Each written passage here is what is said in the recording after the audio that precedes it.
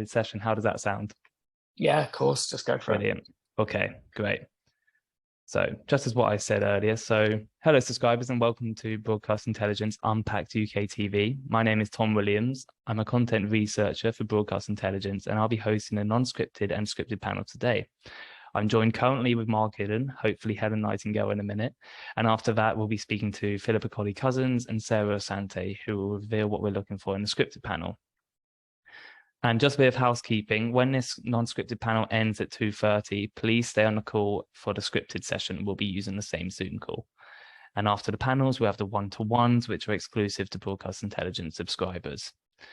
So, and on a final note, please feel free to send in any questions you may have using the QA box. I'll be sure to try ask as many of them as I can. So, hi Mark, thanks for joining us today. Hi, I'm good. I don't know if my videos, it seems to be your end that's not letting me see my face. So that's such a shame for everyone watching. It's such a shame, such a big shame. It wouldn't be an online video call if it wasn't for technical difficulties. If we begin today, it'd be great if you were to explain what do you think UKTV, what makes UKTV so distinctive with what it commissions in regard to non-scripted shows? I think, I mean, I can talk mainly from my genre, but I think I probably speak for everyone when I think the thing we really sort of celebrate is allowing creators and authors a chance to sort of make the show that they wish they could make with us. So I think especially when I think about comedy, it's something I've always really looked for is the sort of true authenticity of the talent. And I think, you know, a lot of the times it can come format first and then people like to reverse into that with talent. But I think with Dave, and UKTV as a whole, we sort of build around the talent and involve them in the creative process and try to make that feel way more organic. And at the end of the day, I think you get better shows for it. You get more involvement. And I think if you look at all of our stuff, it very much it starts from the talent. Right. That's why I think it's unique. I mean, well, that's unique, but I think it's something we can offer is that, you know, we all come from production background. I think all the commissioners come from production. And so I think we have that sort of approach to knowing that strong content comes when you kind of have really great talent. You know, you have an author in the room and someone who can own it. And then I think when you're working from that, as opposed to maybe just a good sort of idea, I think it always makes things come to life a bit more. And for UKTV, I think gives us a unique edge on our sort of portfolio. Yeah, I'm glad you mentioned talent because talent at UKTV seems to always be a bit of a success story. We've seen the likes of Big Zoo and train enthusiast Tim Dunn, who has really grown with UKTV. So would you be looking for more new faces to do the same with? I think so. I mean, I think there's a brutal reality with all TV, and I think any commissioner will say the same, which is, you know, on the one hand, what we're desperate to do is to find and celebrate new talent and bring people through. I think as a organization, you know, I think we punch pretty, I say we punch down, but that'd be wrong. We punch up in as much as I think we do a lot with new talent, which really usually should be the job of the channels that don't necessarily need to be competing for commercial, you know, money, essentially. And so I think what we're always looking to do is to balance that. Like every one of our comedy ent shows is an opportunity to bring through and educate and help build the talent. And hopefully we give them such a great time, they stay with us. And so we're always looking to kind of bring people through, but with the end goal being that they stay with us because they realize that we're a great place for them to make programs. On the flip side of that, you know, I think we still always need exciting big household names because we are fighting for audience like everyone is. And I think what that can do is you can offset us wanting fresh talent by umbrellaing them with possibly bigger names. And so that equally has worked across our portfolio, I think. Right. Okay. Is there a specific channel which is better to catering for new talent, or Are they all possible Um, houses for it? I mean, I think I mean, all of us as commissioners are excited. You know, we're like magpies. We always want to find the exciting, shiny thing. I think Dave, given that its sort of target audience is around the 25, 44, skews a bit younger, I think Hmm. there's that it's sometimes a little bit easier because of the irreverent nature of some of our shows to balance that across. So if you've got, say, a David Mitchell as your sort of anchor, I think that then Hmm. allows us the freedom to have a really good mixed bill underneath where we can really look for people that, I mean, I come from a 20-year producing background, so I'm always hyper aware of protecting the talent and making Right. sure that they are capable of doing it and will come out the other side looking brilliant. But sometimes their ability is more than their profile. So having a David Mitchell that, you know, immediately you see that and it will draw you to that show. But then Hmm. once you're in, I can bring through really exciting talent that I know are going to do brilliant and I know our audiences will like. So it's Right. sort of a bit of a game. Yeah, so like ensembles of talent is quite a good way to maybe offset that newness and that freshness in talent and bring them up with established. Absolutely. And I think ensemble is such a great vehicle for newer talent because they're not one person is doing the heavy lifting. So when you think about most comics, when they come up through the comedy scene, start off with a type five, then they build and they build, and the aim is to kind of get an hour, and then they can Hmm. do their Edinburgh show. I think when you think about an ensemble of new talent, they don't have the material to burn. That they're not sitting on years of writing hour-long shows. So giving them a smaller part of a bigger thing allows them to shine with their best material. And Right. you spot the ones that really shine, and then that's an opportunity to develop. And everyone develops at different stages. And I think we do that a lot across our channels and our shows. Hmm. And with Dave in particular, its reputation as a channel really just continues to grow from strength to strength to strength. It's doing things you couldn't imagine or believe it would have been doing 15 years ago. Does that mean you're looking for more of the same, or are you open to new ideas with this new growth? No, I think we're constantly evolving. I mean, I think Hmm. as a channel, we'd be mad not to. I think the landscape across programming, whether that be SVODs or linear TV, it's all kind of getting blurred. And so I think it's a bit of a balancing game where we want to obviously retain a lot of our audience that love Dave. We certainly don't want to lose that, but Yeah. equally everything is changing. We used to be considered a more male skewing channel, which I suppose we still are, but we actually have, we're appealing to a much broader audience now. And so when you look at our output now compared to years back, we have, Mel Detroit, and we have Lou Sanders smashing it, and Rachel Hmm. Paris, the maestro, who's done such a great job at taking MASH and turning it into her own. And I think all these things just kind of help, with Zoo and everything else, just help to try and keep up. Um, Hmm. what you don't want to do is be behind the curve, really. So you're always constantly playing a bit of a balancing act between trying to make sure you can get audiences for your shows, because that's really important, but Right. equally I don't like the idea of waiting to see what the audience want and then trying to find that stuff and make it for them, because by then they want something else. I'd much rather try and work with producers and indies with the challenges that we have, and then create the next thing. That's the dream, right? Is to Yeah. not be derivative, to be ahead of that. And Hmm. but the challenge is there's only so much risk that you want to take, so you just got to really balance. So at the moment, for example, we got things like Question Team, Outsiders, Mel Detroit, all big names doing a great job and with great sort of talent coming on those shows. And on the flip side, you've got shows like MASH and comedians giving lectures, and the live is it Live at the Moth? Yes, Live at the Moth Club coming soon, which really highlight newer talent and do something completely different in that space. So the balance is there. we look exciting, like we're progressively trying to do good things for the comedy ents arena, but equally we're still also making shows that feel inherently Dave, I think. Right. And how would you describe Dave to someone who's somehow unfamiliar with the channel?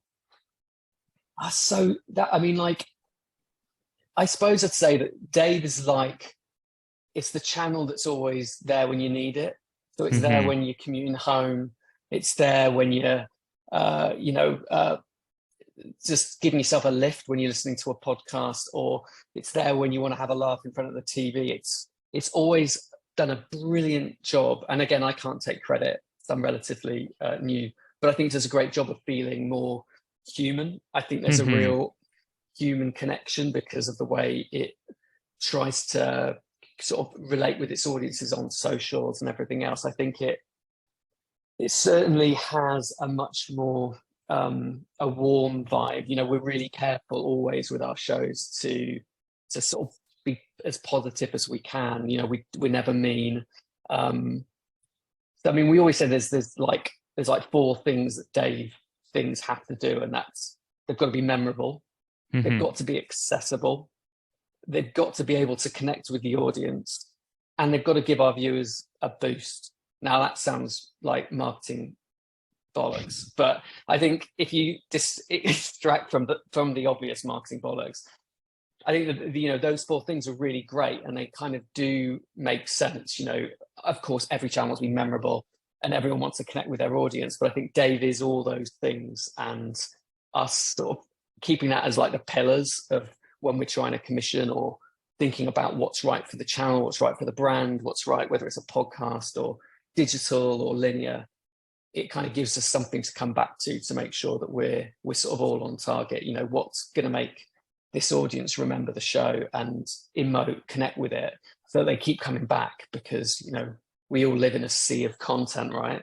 There's like so much to choose from. I don't think just having a singular episodic thing that's got something going for it. I think you want to connect with the vibe of the whole show and kind of become a tribe. And I think things like Taskmaster has done that. I think we're trying really hard to do that with our newer shows. And I think that was an answer.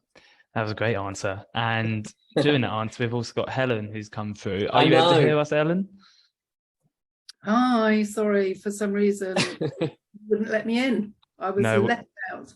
Thank you for joining us. That's all right. It's an absolute pleasure. Any chance you could turn my video on? So yes, we've had some issues with video. I wouldn't worry about video at the moment. We're going to carry on and get started. So it wouldn't have been a video call or an online video call if we didn't have technical difficulties. But I'll jump into a question for you, Helen. Okay. For W, since it's become a free-to-air channel, does that open new doors to you in terms of commissioning? No, it doesn't open new doors, but we're very much business as usual. What we're guessing is more people watching the channel because more people have access to it. So no, absolutely nothing's changed. Exactly, we're looking for exactly what we've always been looking for, which is upmarket, female skewing content with hearts, you know, with warm emotional hearts. Right. And has there been any areas in regard to W that you wouldn't look to, perhaps in that female sphere? Sorry, like what do you mean? Sorry, Tom, I don't quite understand. Well, perhaps for W, other areas or topics that perhaps you would think that would work for W if it's female related, but you've tried and it just hasn't paid off before. No. I mean, you know, some shows work, some shows don't. That's commissioning. You know, you always try to do your best, and you try and get the best mix. So no, I mean, we would never say we're never going to do dating again, we're never going to do food again. We just wouldn't do that because, you know, the bestest idea in the world might come along. Right. And if you said you don't want it, you know, people won't pitch it to you. What we want is the best ideas, you know, for the channel. So yeah. And are there key ingredients then that you have to think of or consider when you're thinking of a format for W? Yes, and we don't just want formats, obviously. We have factual programming, and we have formats. Key ingredients are Heartswell. We talk about that all the time. The strapline for W is Life Unfiltered. So it's narratives. You know, it's strong emotional narratives with real people. Talent's obviously always of interest. Our biggest show is Emma Willis Delivering Babies, which is on air currently, closely followed by Stacey Dooley Sleeps Over. So talent is important to us, but the most important thing for us is warmth. We never make mean shows. We never laugh at anybody. So we can do really gritty subjects, and we're developing some gritty stuff right now, but we will always do it with warmth and heart. Right. Okay. Mark and I were talking earlier about new talent and how UKTV has a reputation for growing talent like Big Zoo and Tim Dunn. Are there examples of that on, say, W as well? Not so much on W, but obviously I commissioned on Yesterday as well. Yes. And that's, yes, new talent is really, really important. I mean, you could say that, you know, we've grown Derek Mathewson from Bangers and Cash into really strong on-screen talent. He's not, you know, he's not a presenter by any means, but, you know, he's extremely well known. And if you're a Yesterday viewer, you absolutely know who he is. And obviously Tim and Siddy are important too. On W, it's about the idea, really. We make shows with ordinary people, you know, with people who do fantastic jobs like paramedics and police officers. So that's, you know, that's the way we sort of develop talent. But we're not, we're certainly not looking to launch new talent, but the idea comes first. And if there is somebody that is absolutely connected to that idea, and they're not well known, then don't think you can't pitch it to us. Don't think you have to have an Emma Willis or a Stacey or an Alex Jones, because that's absolutely not true. We're idea first. Okay, great. And I just ask all our viewers, remember to send in questions. I'll try to ask some more at the end. Moving back to you, Mark, in regard to gold, how important is archive material? Is nostalgia a valuable theme for audiences who watch gold? Yeah, I mean, gold's sort of lucky enough to house the very best comedy that this country has ever produced. So I think we're always looking for ways to hero that content, and that being we have an amazing archive, which you know, one of our priorities is always to enhance that archive and kind of get our viewers excited about it. And so if you look at a lot of our commissions, they are always sort of, I say always, but, you know, they're mostly intrinsically linked to the classic comedy. You know, we've got some amazing, you know, just amazing access to all these brilliant shows. And I think what we find time and time again is that people kind of come on board for celebrating that. But, you know, we're always looking for unique ways to do that. And we're also still open to, you know, we've just recently done a fantastic Billy Connolly. I mean, it really is fantastic, that Ian Coyle did, that I love it. And I think that whilst, you know, it didn't immediately link to archive then, it sort of is part of that same world of brilliant comedy. So I think whether we're doing retrospective pieces or new insights into our comedy classics, or just working with talent from those shows, as we did with like Ricky and Ralph, I think the archive is the kind of anchor and the focal point of the channel and why people come. And I think the stuff we commission around it is to celebrate it, essentially. Right. Okay, brilliant. We've had one question come in. How can we contact the team at UKTV? How can we get ideas to you? I like pigeon. Helen, what's your take on pigeons? Pigeon. I love a pigeon. Yeah, Pigeon Post is good. No, we've got a website. We've got a website. So if you Google UKTV commissioning, you'll find the website. And through that you can go via our submissions box.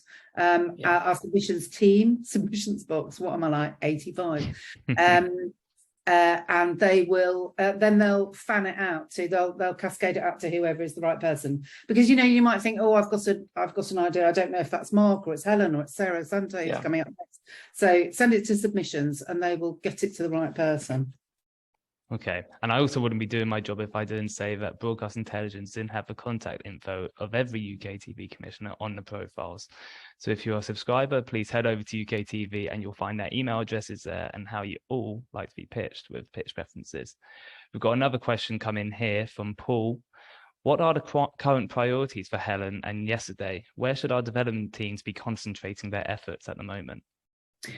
We look for precinct based character-led obdocs. So if you look at the channel, the commissions stand out because they are they're obstocs and they're based in precinct. If you see something that's about Nazis and is a history show and has a lot of talking heads and archive, that is not a commission. That will be a pre-sale. We will have bought that in. That will be an acquisition. So if you look at things like Bangers and Cash, Secrets of the Transport Museum, Secrets of the London Underground, those are all commissions. That's not an obstoc. It's nuanced. I'll tell you more if you contact me. Brilliant, thank you. And we're now coming to the end of a non-scripted panel, so thanks again to Helen and Mark for speaking to us. We've now got Philippa and Sarah for the scripted, so if you've got one-to-ones with Helen and Mark, you'll see them soon after the scripted panel. Thanks, Tom. Thanks Tom. Take care. Thank you. See you soon. We'll wait a moment for Sarah. There's Sarah and Philippa to join us. Hi Sarah, how are you doing? I'm really good, Tom. It's saying unable to start video. Yeah, we've been down that road. It's the same as before. Yeah, it's the same as before, I guess. Yeah, we'll have to make do. How you been? Really well, thank you. Yeah, great. It's been a good October. I see you'll be going to MIPCOM next week. I know, excited? My first ever MIP. I am excited. Oh, really? I'm going to try and learn as much as possible, so not filling the diary up too much. Right. Yeah, first MIP, that'll be really exciting. It's my second MIP. I went to the one earlier the year, but not MIPCOM, so we'll see how it goes. Maybe there's a difference, maybe there isn't. We'll see. Have they had a 2-year hiatus? I feel like it's going to be busy this year. I've heard that as well. Yeah. I have heard that. Yeah. Yeah, we're currently waiting for Philippa to join, and the one-to-one, we'll just say for anyone who's got a one-to-one, the cameras will work, as that'll be on a different call. This one is just, we've had a bit of glitch with it. No worries at all. Yeah, I hope Philippa hasn't done the same thing and clicked on her one-to-one link. Oh no, I'm sure she hasn't. How have you been? Is everything getting a bit busy last quarter? No, it's a nice steady pace. We've got programs that we're wrapping up, some we're returning. We've got lots of lovely developments in the mix. We've just closed the submissions window on Female Writers Initiative, so we'll be looking for actors and venues for that, for a lovely read through. It's been run by the Female Pilot Club this year, who are attached to Comedy 50/50, who we used in the first year, so still in the family.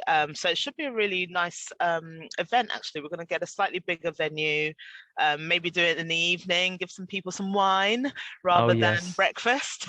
Tempt them in, food doors. Yeah, exactly.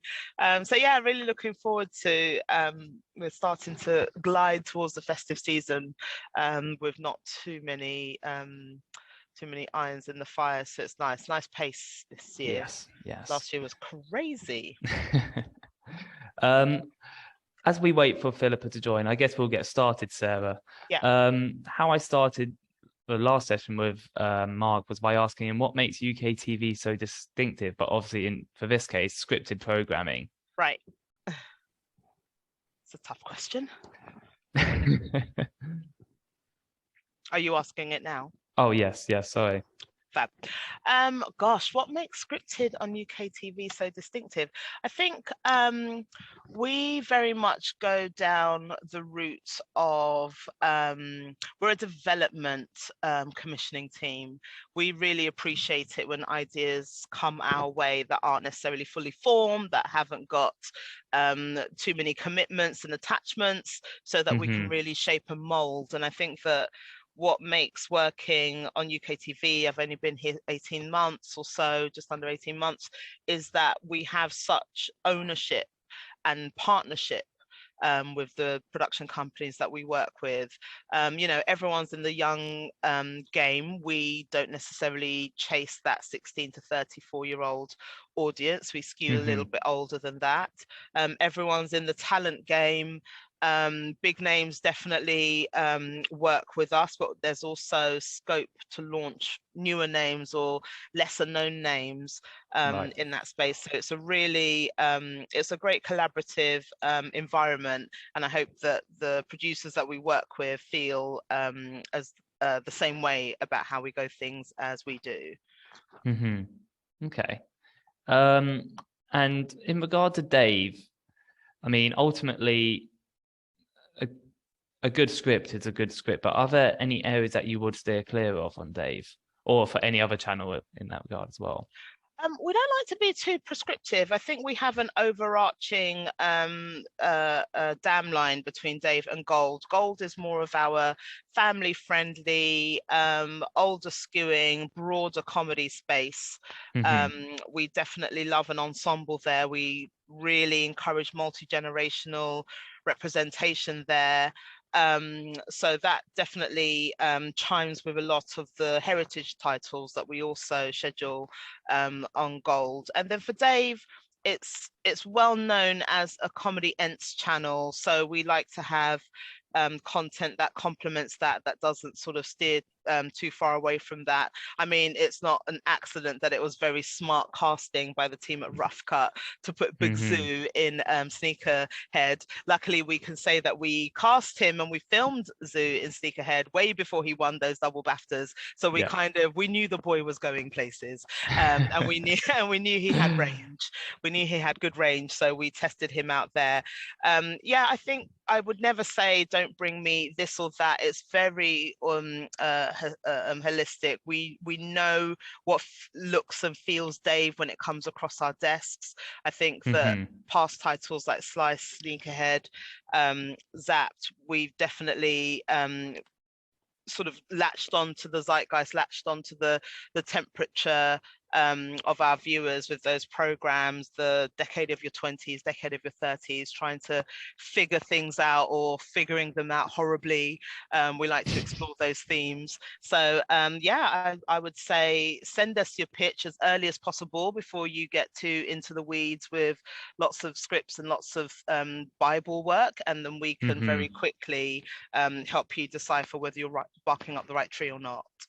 Okay, and should they also come with talent attached, or is that something you could bring later on in development? We're happy for both. I think some people have a really a distinct idea on who they'd like to direct, and we're always open to those conversations, and others have a distinct idea on who they'd like to cast in it. I think it always starts with the writing for us. So as long as we are behind and encouraging of who the writer is that's attached, that's the best place to start for us. Right. Okay. And representing the entirety of the UK is so important, diversity and inclusion. Do you have certain procedures in place that ensure that you're representing British people of every ethnicity, background and region as such? Definitely. I mean, as an organisation, we are registered with Diamond. I think, you know, making sure that we have inclusive content is at the heart of everything we do. Certainly, you know, TV is always known as being quite London or Southern centric, and for the 6 pieces that I've commissioned across Gold and Dave in the last 18 months, none of them have been based in London. We've had a really good spread around the UK from the southwest to the northeast. So it's definitely on the radar, and it definitely is apparent as we're choosing projects, if they not just based in certain parts of the UK, but really represent or tell a story or have the area area as a hidden member of the cast, as it were, we definitely look for things that are representative in that way. So it's it's an easy win for us to explore lots of different storytelling, because it is scripted, because it is fiction. But it's definitely a win with our audiences to know that we don't just have one set of homogenized voices, accents, and perspectives. So yeah, it's really important. Of course. And hi, Philippa, can you hear us? Hi, Philippa. Hey, hi Tom, hi Sarah. Hello. How you doing? Hi everyone. Well, thanks for joining us. So if any technical difficulties we've had, it wouldn't be a call otherwise. If you're ready, shall we get started? I've got a couple of questions. Yeah, sure. I mean, it's very exciting news that you're now commissioning originals for the drama channel, Philippa. What do you think it is that convinced yourself and the team that now is the right time for original commissions on drama? Well, I think drama is kind of like a supercharged channel for us already, because it's originally conceived as a lock up and leave channel, but in fact it has a very loyal, large audience, and they're extremely fond of the content. So in a way, commission at your peril. But I think that the time is absolutely right. And I think for our maturity at making drama at UKTV, we can now branch out into series that are non-crime. So, I think kind of one of the aims is to do what I call kind of high-end Saturday night drama, something that would sit well in an evening on ITV or BBC One, or even be very popular on a streamer. And then sort of like a second desire, which is more kind of crime mystery, but more original, trying to find, how to develop that genre. And I think we kind of like already people are coming to us with some really exciting projects with great talent attached, that hopefully I'm very near sort of being able to talk about a few projects, but this is, a serious, run on drama. I mean, we've already envisaged a 6-year sort of scoped out a 6-year plan for drama. So hopefully people can have a look at the channel first and see what would sit well on it and what would attract great talent. And I think that's always about writers. I mean, it's, writers, really. Actors are attracted to a really well-written script or series. And you don't cast great talent without them reading a part and really wanting to play that part and knowing how to play that part. And that's how you make memorable television. And I think drama is absolutely about memorable television, but perhaps television that's a bit broader and a bit more inclusive. Right. Okay. Yeah, that brings me back to what Sarah and I were talking about, diversity and inclusion. And I suppose off-screen talent, like writers and directors, that's a good way of finding new stories and perspectives from across the country, not just in London. Oh, yeah, absolutely. I mean, I think we don't want to ignore London because there's so much portrayal on other channels, probably, London, people everywhere, and original voices are the sort of voices that global. If you think of a series like Happy Valley, which you would have said, that's incredibly niche, that is in a very specific part of the country, dealing with kind of like particular problems for that part of the country. And yet not only was it a hit in the UK, but it was a global hit in the Rust Belt, absolutely huge global hit, because of course we're all human beings and we're all dealing with a lot of the same issues. We laugh at very similar things, and we look to drama now. We have very little documentary, so perhaps nudge our grey matter a bit to find solutions for us, to, give us hope. Yeah, absolutely. Hear, hear. Question for you, Sarah. Could you tell us a little bit about the comedy shorts and pilots program? Absolutely. absolutely. So at the start of this year, we, the Dave channel, have made a commitment to supercharge their Dave YouTube offering. At the moment, we're doing a really good job in terms of program accompanying content, behind the scenes things from well-known Dave comedians and factual titles. But the team came to us in commissioning and said, we'd love to get a raft of originals off the ground. We'll start with one, make it a real test case, pick it apart, see how it does, gather all the metrics, see where we're going right, see where we're going wrong, and then use that to build on the strategy around bringing more original content through on the Dave YouTube channel. Really exciting, because it's a great place, or a great opportunity to potentially launch new names there, test out new formats. You know, ideas that sort of do well and stitched together may end up on UKTV Play. Ideas that do well and stitched together may end up going longer form. So it's a really potentially exciting pipeline for us to really engage with those talent that maybe they're huge on the internet but aren't necessarily household terrestrial names, and see if we can sort of bridge that a little bit and introduce them into the mainstream more. It's a great place for us to test out formats, rather than booking up, you know, big studio space and getting a whole crew together and making an expensive mistake. Maybe we can do it cheaper on a smaller scale, more experimental, pick it apart, and then come with that lovely format that's been polished onto the bigger screen. So yeah, really excited about the potential for what we can do there. And it also means that we'll have a really good diversity of indies that we engage in that space as well. There are some that are just natural online experts who haven't really cut their teeth on the bigger screen just yet, but this could also be their way in too. So great potential there. And just today we were talking about, you know, one of our key partners on the Dave channel, which is the Calm organization, the people behind the Calm app. We take mental health really, really seriously, and we love where some of our content can speak to some of the messaging around what Calm are doing. Then we try and broker tie-ins and branded involvement. So again, there's lots of opportunity for us to bring those types of relationships together in that smaller form, smaller screen way. Brilliant, thank you.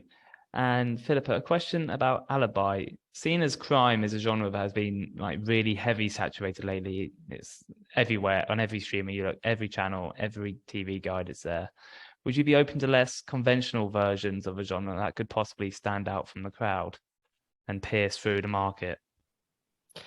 Yeah, absolutely. I think that we're going to have to be more inventive about crime. I think you're absolutely right. You know, if you look out there, there are some wonderful shows, but it does feel as if there is a bit of paint by numbers in a way, and that we've probably been doing the same sort of show for the last 20-25 years, something like that.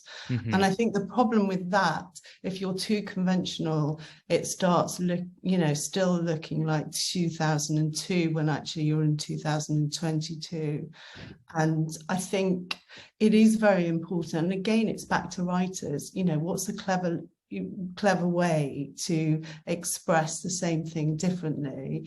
You know, how do we make you know, the protagonist different, the detective different? I mean, I think, you know, the amount of times we've seen the ball breaking woman, or, you know, the guy with a divorce and a problem, and it's finding, you know, very different ways to tell a story, and perhaps a story that mirrors society. Is, you know, it's like Stendhal, a mirror up to truth, and that is what we're supposed to be doing in crime drama, is, you know, showing the more unpalatable parts of ourselves and human nature at arm's length, so that we can either pretend we're not like that, or identify with it and change, or just, you know, marvel at an extraordinary story in the city and be really glad that we're not actually not part of it.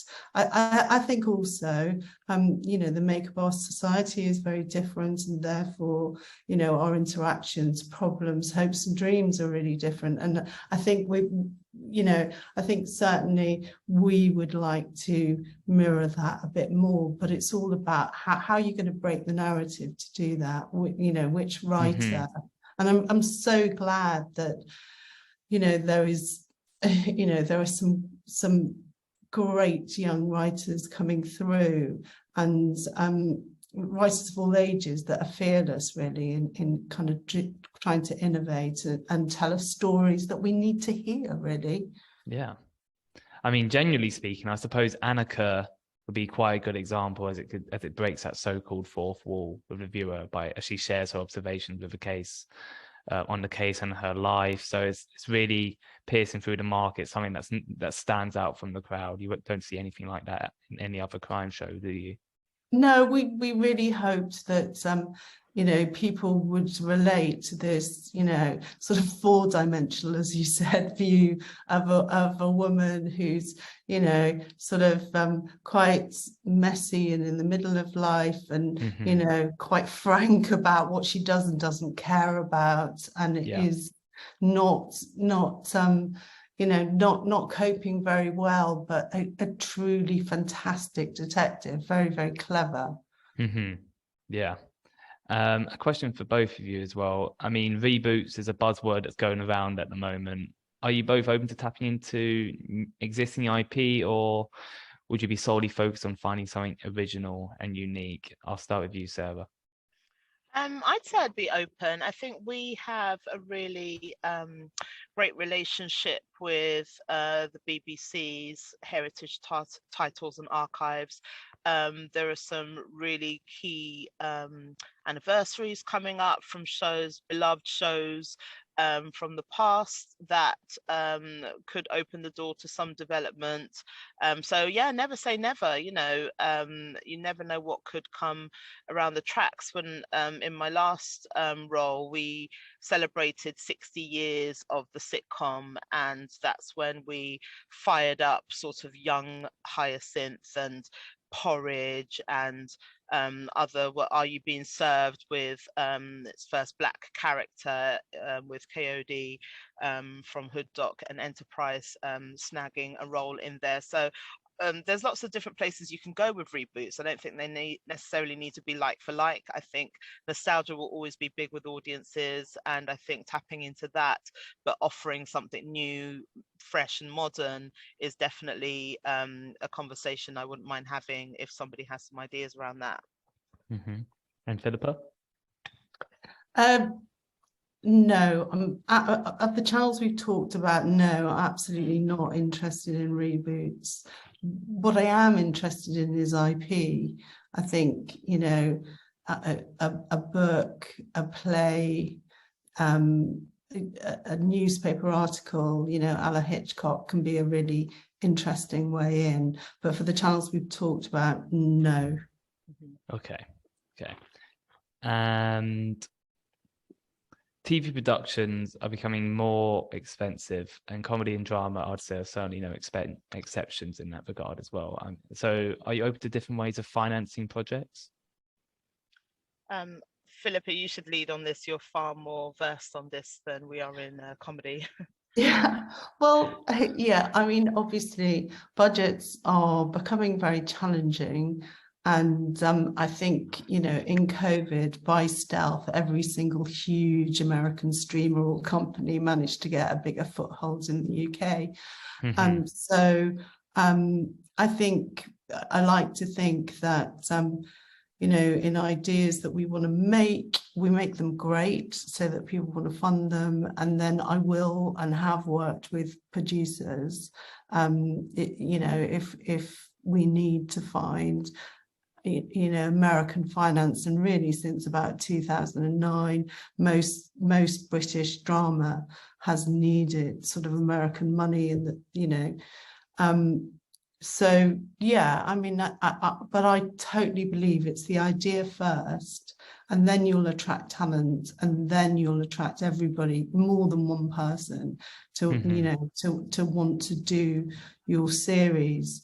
But I think it is really important to be inclusive and to work side by side with the indie company to do that, because you know, sometimes somebody like me will have a lot more conversations with people across the world, and, you know, perhaps more intimate conversations, really. So, I think it's a partnership. It really is. And, you know, we at UKTV are so kind of pro that British global approach.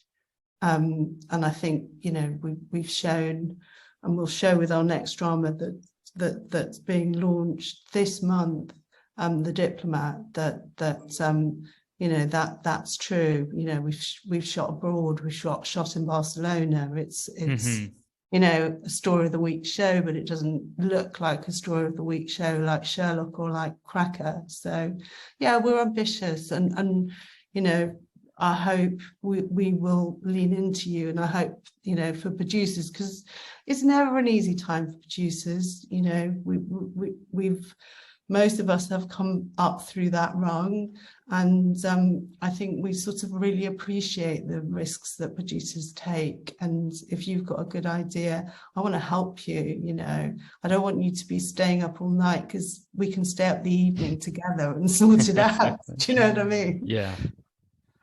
Yeah, I totally agree. Sorry. You know, we're very open to co-pro and partnerships. I think that, you know, as Philippa said, we tell uniquely British stories, but that have global appeal and global reach. So we're definitely open to making sure that we put all of the budget on the screen. You know, we don't compromise on quality of storytelling. We won't compromise on quality of how glossy the outcome will be. And we very, very well know that, you know, in the last kind of couple of years, things have steadily gone up and up and up. COVID aside, I think production has just come, you know, roaring back with lots of different supply chain issues that we all have to deal with. So as a broadcaster, we're very supportive of that, and we're very open to anyone coming up with clever funding suggestions to help us all get, you know, what we want on screen up on screen. Okay. And remember, everyone, as we draw to the end of this panel, remember to send in your questions into the Q&A box at the below, and I'll try to ask any of them that I see. One of my final questions as we finish, how do you each like to be pitched? Do you have, or do producers have to pitch ideas for a specific channel, or are you happy to match an idea that you think better suits or to the requirements of that channel? Sarah, do you want to go first? Yeah, sure. We're happy to do both. I think if you have done a bit of homework, had a look at what we've had on our channels, have a look at what the competition have been up to, and want to pitch us something original and that isn't a derivative of what's gone out before, very happy to have that come our way. If you have ideas that are channel specific, very happy to have that come our way. We're very lucky here because we have a submissions portal, and it's manned by someone who sits very, very close to us, so it's not a bot. So when you send your ideas through, the top line will be discussed, and responses will be a lot quicker than if you send things to the unwieldy mailbox of your average commissioner. You don't want to get caught up in the mailbox that has all of the minutiae. You definitely want to go via the submissions, and our submissions team are very good at keeping an eye on how long we take to get back to people. So it's definitely a good two-way street using that. Okay. Would you like to comment on that? Yeah. And I think really kind of for drama, it's keeping an eye on what we're looking for, because that does change. So if it's on Alibi, you know, it's high-end story of the week like Sherlock or Cracker, or like The Diplomat or Annika, or procedurals, and as you said, Tom, with a difference. That's what we're looking for at the moment. If it's drama, it's kind of high-end Sunday nights, streamer type shows, Crown, Downton Abbey, Durrells, Call the Midwife, you know, that sort of show, or crime mystery. And you know, on Dave, it's, you know, something that makes a connection accessible, something to top you up. It needs high-end talent, probably IP, and of course happy to be pitched at any stage.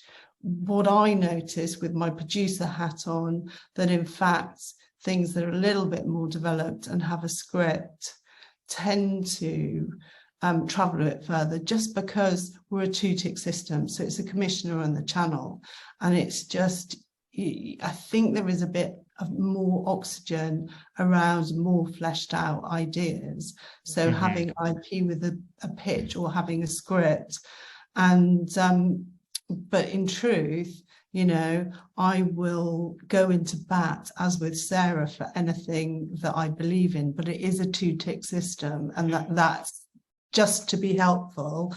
That's what I've noticed gets more oxygen. It might take me a bit longer with a pitch, but I get there, don't worry. If I believe in your project, I don't let it go, and I don't think Sarah does either. Yeah, absolutely. I think just to piggyback on that, that's definitely for the drama side of the tracks, coming more prepared, coming with the IP, knowing that you've got a commissioner that will fight tooth and nail once they have the buy-in and the belief, is definitely how that journey will go. With comedy, just because there are so many ideas out there, so much that has been done, we like an early doors top line, or just give us an indication of what you're up to before you get too wedded to a script, just because a lot of changes will come. For us, a lot of the time things get rejected. It's not necessarily because they're no good, it's because of suitability. Our channels are very specific, our audiences are very specific, it's quite a narrow target. So we'd much prefer you talk to us early doors, or if you do have a script and you don't mind us sort of putting a red pen through it, then we're happy to do that. But it will always be about shaping and suitability for our side of things. Yeah, sure. And one quick question that's come in just before we finish up. Do UKTV have commissioner showcases or events where they publicize what sort of pitches they are looking for? Either of you want to? Or like briefing events. Yeah. Well, we have had them in the past. In truth, I don't think we've had them since COVID. I think something that you know, we would like to do, and I think now we're more sort of gathering, more in operation. Look, watch this space. We'll do something like that. I think it's good to do that. Brilliant. Okay. And unfortunately, we are now coming to the end of the second and final webinar. Thank you so much to Sarah and Philippa for your time, and we look forward to meeting the UKTV team again, whether that be with us or on Broadcast Intelligence or at the next in-person event. We're now moving on to the one-to-one meetings with one of our commissioners. So you can now hop off and click on the separate link that we've sent you, which will take you straight to the waiting room on Zoom. And that is if you have pre-planned the one-to-one. If you've got a bit of time before you want, thank you so much. If you've now got a bit of time before your one-to-one, you're more than welcome to still click on the link and wait on Zoom and get on with something else in the meantime, and we'll then move you into it. So thank you. Thank you for your time, everyone. Thank you. Bye. Cheers, Tom. Bye. Bye.